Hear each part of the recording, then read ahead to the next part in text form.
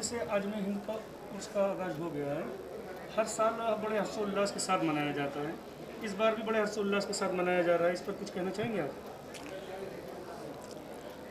ये उर्स उन हस्तियों का मनाया जाता है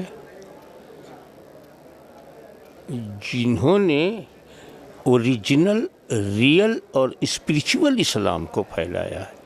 उसमें जो शांति संदेश, जो इस्लाम की बुनियाद है, भाईचारा, ब्रदरहुड और लोगों को बुराइयों से लड़ने की ताकत देना, अंदर की बुराई।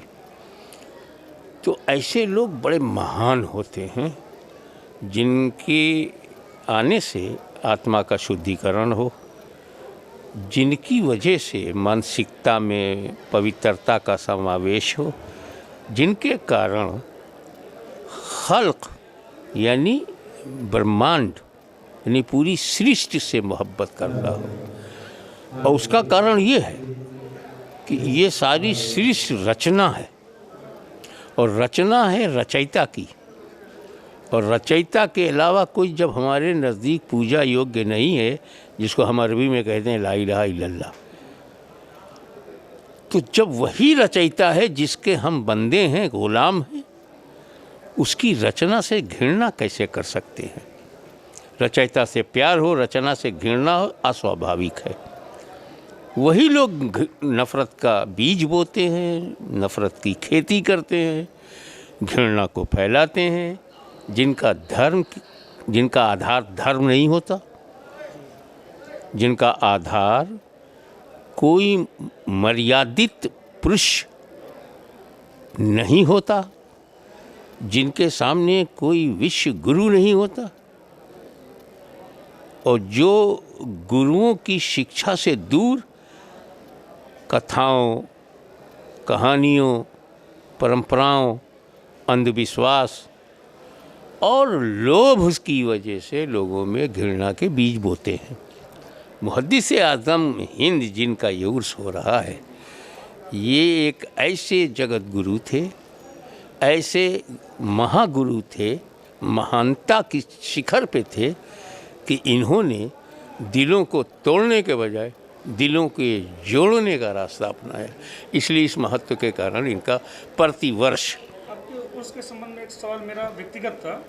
यहाँ पे जहाँ तक मेरी जानकारी है कि भारत के हर स्टेट, हर राज्य से लोग यहाँ आते हैं, खासकर बंगाल है, गुजरात है, महाराष्ट्र है, अलग भाषा के लोग आते हैं, तो अलग ज़बानें भी उनकी हैं, अलग खाने पीने का तरीका भी उनका है।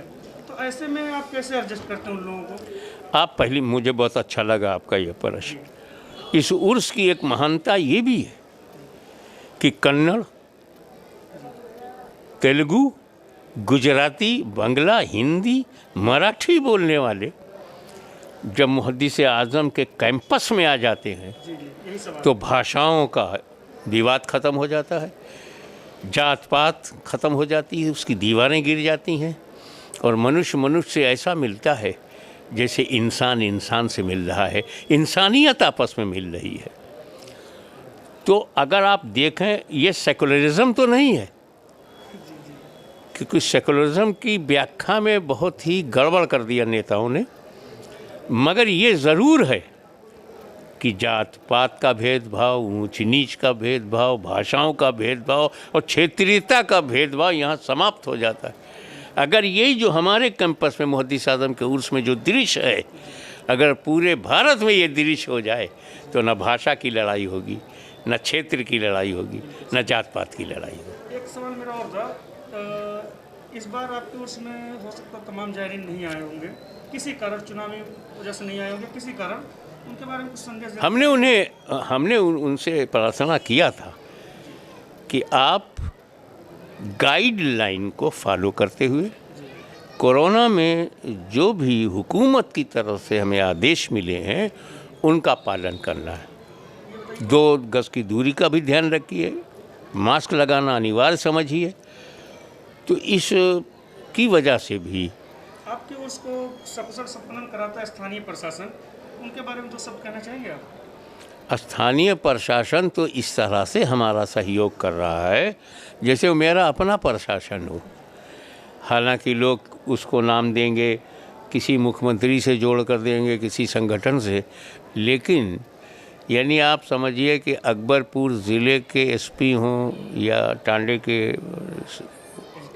एसडीएम हों, थाने के जो एसओ हैं और हमारी जो ब्रांच है, चौकी है, ऐसा सहयोग कर रहे हैं जैसे ये उनका अपना उत्सव है।